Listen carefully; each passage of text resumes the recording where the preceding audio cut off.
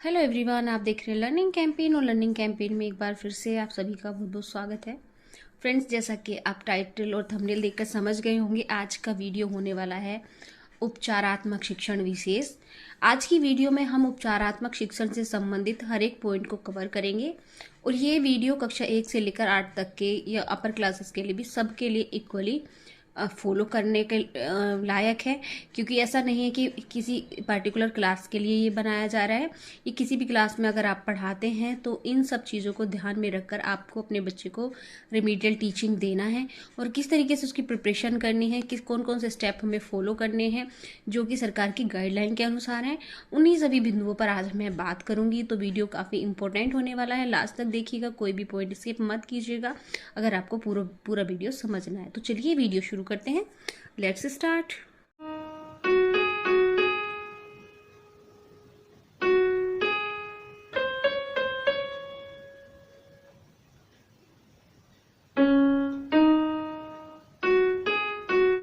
उपचारात्मक शिक्षण। तो फ्रेंड्स, सबसे पहला काम जो हमें करना होगा वो होगा हमारे बच्चों का चिन्हांकन। बच्चों का चिन्हांकन, मैं पहले थोड़े से बिंदु आपको बता देती हूँ, एक रूपरेखा, और उसके बाद हम इस पर डिटेल से बात करेंगे। वीडियो थोड़ा लंबा हो सकता है तो इसके लिए मैं माफ़ी चाहूँगी, लेकिन मैं पूरी कोशिश करूँगी कि छोटे से छोटा वीडियो कर पाऊँ। उसके दूसरे नंबर पर आता है, पहले हम बच्चों का चिन्हांकन करेंगे कि कौन सा बच्चा किस लेवल पर है, और इस चिन्हांकन को करने के लिए हम करेंगे बच्चों का बेसिक आकलन। बेसिक आकलन करने के बाद में हम बच्चों को ग्रुप में डिवाइड करेंगे, उनको समूह विभाजन करेंगे। समूह विभाजन करने के बाद में बच्चों को हम साप्ताहिक योजना बनाएंगे, यानी जो वर्क प्लान होगा वो हमारा एक वीक के लिए बनाएंगे, जैसे कि एक वीक में हमें बच्चे को क्या क्या सिखाना है, और प्रतिदिन का लक्ष्य हम निर्धारित करेंगे कि आज हमें ये वाला लक्ष्य लेना है, यानी कि उसका अपना जो पॉइंट वाइज हम उसको लिखेंगे। और इतना करने के बाद में हम बच्चों की मासिक प्रगति देखेंगे कि बच्चों के अंदर क्या क्या सुधार आ रहा है, और जो प्रगति बच्चों के अंदर होगी उसके आधार पर हम समूह प्रमोशन करेंगे। मीन्स के समूह सी का बच्चा बी में चला जाएगा, बी का बच्चा ए में चला जाएगा। तो इस तरीके से हम बच्चों का प्रमोशन करेंगे। तो ये तो हो गई एक रूपरेखा। इसी के आधार पर चलिए मैं डिटेल में आपको दिखाती हूँ, कुछ डॉक्यूमेंटेशन भी दिखाऊंगी कि मैंने किस तरीके से रिकॉर्ड रजिस्टर बना रखे हैं इसके, और किस तरीके से पॉइंट वाइज इसको मेंशन किया हुआ। तो चलिए देखते हैं। सो फ्रेंड्स, बच्चों का चिन्हांकन किस तरीके से करना है, कुछ महत्वपूर्ण बिंदु हैं। आरंभिक आकलन प्रपत्र बनाएंगे हम बच्चों के, जैसे कि पहले से बनाते आए। अगर अभी तक आपने नहीं बनाया है तो मेरे चैनल पर एक अलग से आकलन प्रपत्र के नाम से प्लेलिस्ट बनी हुई है, आप उसको चेक करिएगा। हर विषय के आकलन प्रपत्र आपको वहाँ पे मिल जाएंगे। प्रत्येक विषय में आधारभूत आकलन प्रपत्र बनाना होगा। इसके प्रश्न पिछली कक्षा तक की मूलभूत दक्षताओं पर आधार पर होंगे। मतलब अगर बच्चा कक्षा 3 में है तो 2 की दक्षताएं लेंगे, और 5 में है तो 4 की दक्षताएं लेंगे। इसके लिए पहले मूलभूत दक्षताओं की विषयवार सूची पहले से ही बनानी पड़ेगी। लर्निंग आउटकम से संबंधित प्रश्न ही बच्चों से बनाए जाएंगे। बच्चों के लिए प्रत्येक प्रश्न का लर्निंग आउटकम लिख कर रखना होगा, जिससे हमें पता चल सके कि किस बच्चे को किस लर्निंग आउटकम पर कार्य करना है। इसके बाद है फिर उसी लर्निंग आउटकम पर हम लर्निंग प्लान, टीचिंग प्लान बनाकर कार्य करेंगे। प्रश्न बनाते समय में क्या ध्यान रखना है, ज्ञानात्मक प्रश्न जो होंगे वो 20% होंगे, बोधात्मक प्रश्न 50% होंगे, अनुप्रयोगात्मक प्रश्न होंगे 20% और तर्कात्मक होंगे 10%। तो प्रश्नों की संख्या अधिक न हो तथा भाषा में मौखिक व लिखित पढ़ने से संबंधित प्रश्न होंगे। कक्षा 3 से 5 के बच्चों हेतु आकलन के लिए 15 प्रश्न होंगे, जिनमें 10 प्रश्न वस्तुनिष्ठ और 5 प्रश्न आत्मनिष्ठ होंगे। कक्षा 6 से 8 के लिए कुल 25 प्रश्न होंगे, जिसमें 20 प्रश्न ऑब्जेक्टिव और 5 प्रश्न सब्जेक्टिव होंगे। तो ये तो डिटेल हो गई कि हमें अपने आकलन प्रपत्र किस तरीके से बनाने हैं, जो बेसिक आकलन प्रपत्र होंगे। इन आकलन प्रपत्र का यूज करने के बाद में हम बच्चों को, जो हमारे पास डिटेल आएगी तो उसका हम ग्रुप विभाजन करेंगे। तो प्राथमिक स्तर पर प्रत्येक विषय का पूर्णांक 45 अंक का तथा उच्च प्राथमिक स्तर पर 75 अंक का होगा, अर्थात 3 अंक एक प्रश्न के लिए रहेंगे। प्रश्न पत्र की आंसर की पहले से तैयार करनी है। आरंभिक परीक्षण के उपरांत समूह निर्धारण किस तरीके से करना है, तो उत्तर पुस्तिका की जांच की जाएगी। कक्षा के सभी बच्चों को एक सूची तैयार करनी है, जिसमें प्रत्येक प्रश्न के सापेक्ष उनके प्राप्तांक दर्ज हों। प्राप्त प्राप्तांकों के अनुसार 3 अंक लर्निंग आउटकम पूर्ण है या प्राप्त है तो 3 अंक, आंशिक रूप से प्राप्त है तो 2 अंक प्रश्न पर देने हैं, और अगर आंशिक रूप से थोड़ा कम प्राप्त है तो 1 अंक, और बिल्कुल प्राप्त नहीं है तो 0 अंक।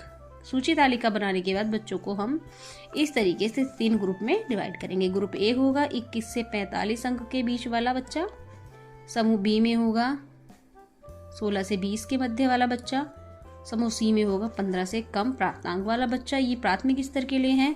उच्च प्राथमिक स्तर में प्राप्तांक 35 से 75 के मध्य वाला ए ग्रुप में जाएगा और बी ग्रुप में जाएगा 26 से 34 अंक वाला, सी ग्रुप में जाएगा 25 या उससे कम आंसर मतलब मार्क्स वाला बच्चा। ठीक है, तो इस तरीके से हमारे पास 3 ग्रुप हो जाएंगे। इन तीनों ग्रुप का हम तो ग्रुप में बच्चों को हम इस तरीके से मेंशन कर लेंगे। जैसे हम गणित का देख रहे हैं, अंकों को पहचान पा रहा है या नहीं पहचान पा रहा है, तो इस तरीके की एक तालिका बनाकर हम अपने पास रखेंगे, जिससे हमें पता चल जाएगा कि हमारा बच्चा किस पोजीशन पर है। सो फ्रेंड्स, अगर हम अब बेसिक आकलन प्रपत्र बनाएंगे तो इस तरीके का हमें ब्लूप्रिंट एक बनाना होगा। ये ब्लूप्रिंट देखिए 7-8 के लिए है। इस तरीके से हर विषय के लिए आप इसी को फॉलो करेंगे तो ये ब्लूप्रिंट है इस तरीके से। ठीक है, अब इसके बाद मैं आपको दिखाती हूँ कि मैंने अपनी कक्षा के लिए किस तरीके से रजिस्टर तैयार किया है, किस तरीके से मैं समूह विभाजन किया है, तो वो मैं अब आपको प्रैक्टिकली दिखाती हूँ। सो फ्रेंड्स, इस तरीके से ग्रुप निर्धारण करने के बाद में तो इस तरीके से ग्रुप निर्धारण करने के बाद में 3 समूह हो गए हैं, समूह ए, समूह बी, समूह सी। तो हर समूह के बच्चों के नाम मैंने उसके सामने मेंशन कर लिए हैं। समूह सी में इतने सारे बच्चे हैं, बी में ये हैं और ए में सिर्फ एक बच्चा है। और इसके बाद एक जो खास बात वो ये है कि आप ना जो समूह में बच्चा है उसके आगे लिख दीजिए। जैसे ये अंजलि है, इसको है स्लो लर्नर। कुछ बच्चे हैं लेट एडमिशन, कुछ लेट एडमिशन, उसको भी मेंशन कर दीजिए। कुछ जो स्लो लर्नर है उसको भी मेंशन कर दीजिएगा, जिससे कि अगर कोई निरीक्षण वाला आता है तो बच्चे की जो एक्चुअल स्थिति है वो हम बच्चे की बता पाएं उनको कि किस वजह से हमारा बच्चा पिछड़ा हुआ है। तो इस तरीके से ये समूह विभाजन मैंने कर लिया है यहाँ पे। तो समूह विभाजन करने के बाद में इस तरीके से एक तालिका बना लेनी है। तालिका में देखिए बेसलाइन आकलन के बाद में बच्चा किस पोजीशन पर है उसको अच्छे से मेंशन कर लेंगे। जैसे पहला बच्चा मनीषा है तो वो संख्या, पहचान, भाग, गुणा, जोड़, घटा सब जानता है। तो वो सारी चीज़ें देखिए हर बच्चे के सामने मैंने वही डिटेल लिखी है जिसको जो आता है। तो इससे क्या होगा, हम बेसिक आकलन के बाद हमारे बच्चे किस पोजीशन पर हैं ये हमारे सामने एक मैप क्लियर होगा। और अगर कोई चेकिंग करने आता है तो हम उसको क्लियरली बता पाएंगे कि हमारा ये बच्चा हमें इस पोजीशन पर मिला था। और फिर आगे आप अपनी उसको प्रोग्रेस दिखा सकते हैं कि जैसे ये बेसिक में ये थी तो जुलाई में इसको ये करना आ गया, अगस्त में ये आ गया, सितंबर में ये आ गया। यहाँ पर आप बच्चे की प्रोग्रेस दिखाएंगे और उसका जो समूह है उसको भी आप इस आगे बढ़ाते जाएंगे। तो इसके बाद है इस तरीके से हर कक्षा जहाँ पर भी आप पढ़ाते हैं, जितनी भी कक्षाएं आपके पास हैं उन सबका इस तरीके से विभाजन कर लेंगे। तो फ्रेंड्स, एक ये देखिए इस तरीके से पुराना रजिस्टर है, मैं आपको दिखा रही हूँ कि मैंने किस तरीके से ये बनाया है समूह ए, बी, सी। तो ए में तो आप वही दिखाएंगे जो आप पीछे करा चुके हैं, मतलब मेन कोर्स जो करा रहे हैं। बी में आप जो बच्चे को सिखा रहे हैं आप लर्निंग आउटकम लिख लेंगे और सी में इस तरीके से। तो इस तरीके से आप अपना रजिस्टर भी मेंटेन कर सकते हैं। तो लेकिन फिलहाल मैं जो इस साल का रजिस्टर बनाने वाली हूँ, चलिए मैं एक बार उसको दिखाती हूँ। सो फ्रेंड्स, ये है मेरा अभी जो मैं नेक्स्ट वीक यानी 10 अप्रैल से स्टार्ट करने वाली हूँ। इससे पहले सिर्फ मैंने नॉर्मल शिक्षक डायरी ली है।